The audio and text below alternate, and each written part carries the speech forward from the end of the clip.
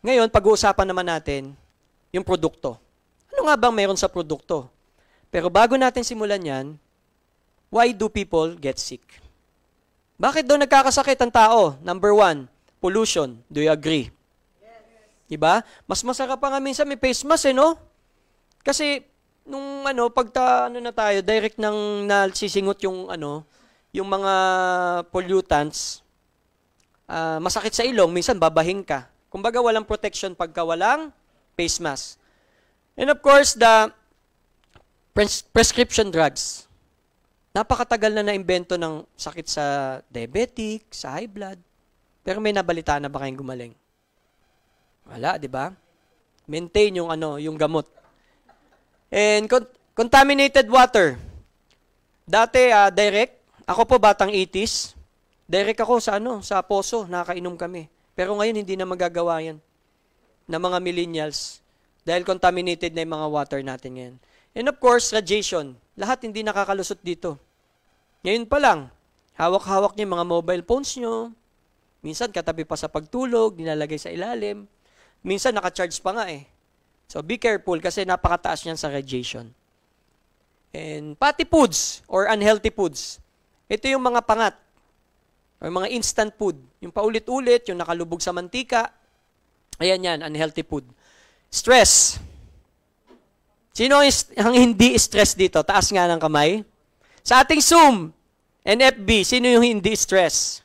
Kung hindi kayo stress, please type cortisol. Cortisol. Sabihin nyo nga, cortisol. Alam nyo ba, ang cortisol, ito yung ipinoproduce ng ating brain na hormones. Ngayon, kapag ang cortisol lumabas sa ating brains at produce na yan, yung stress level nyo mas tataas.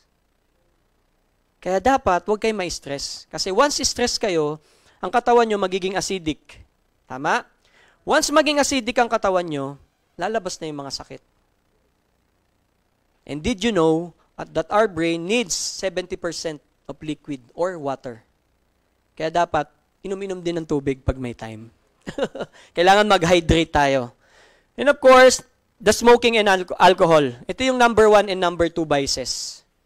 So dapat to, i-minimal or kung hanggat maaari, stop or alisin natin. Kasi, ito yung nagiging cause ng ating sakit. Ito yung huli, the viral outbreak. Hindi lahat nakaligtas dito. Kumbaga, lahat tayo damay-damay dito. And, meron na daw solusyon.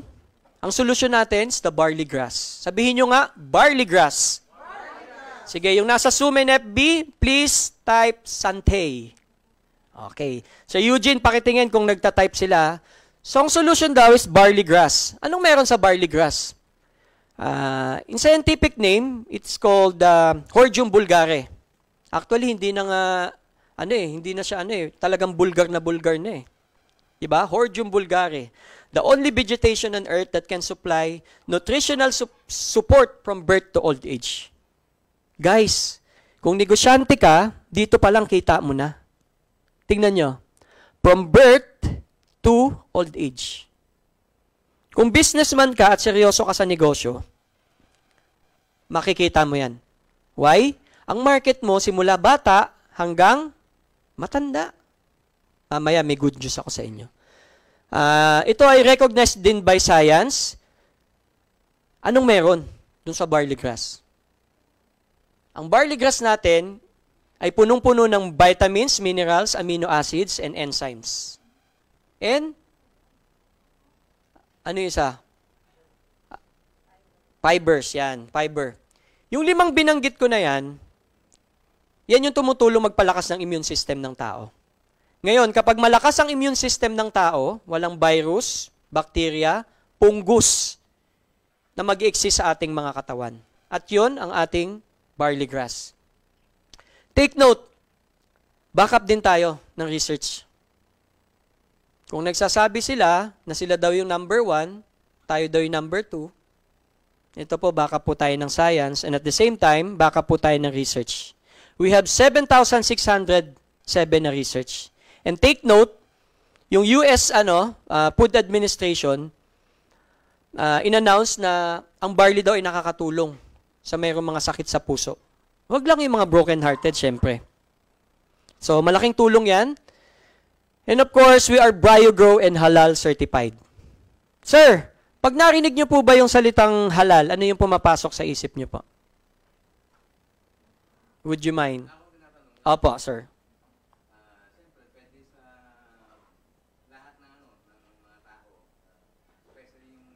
Yes, congratulations. Palakpakan naman natin si sir. Tama, no? Ang halal po, ang ibig sabihin niyan, pwedeng gamitin ng kapatid nating mga Muslim brothers and sisters. And of course, we are BioGrow certified.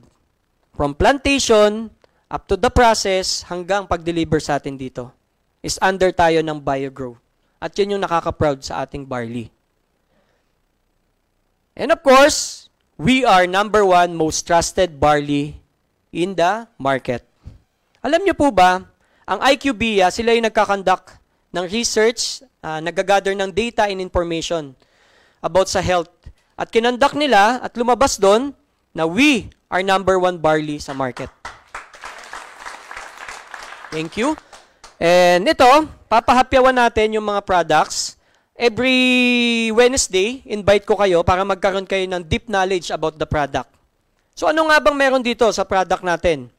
Kung mapapansin nyo po yung nasa gitna, ang tawag namin dyan is the nutraceutical.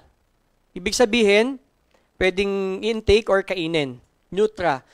We have in barley capsule, we have barley powder in sachet, meron tayong 30s, meron din tayong nasa jar or nasa canister. We have unsweetened and with stevia. And of course, meron din tayong by tens. Meron din tayong sabon and napkin as well. And meron tayong vitamins. Meron tayong with zinc and 750 mg. At yung mga gustong mag-diet or magpapayat, meron tayong fit and trim.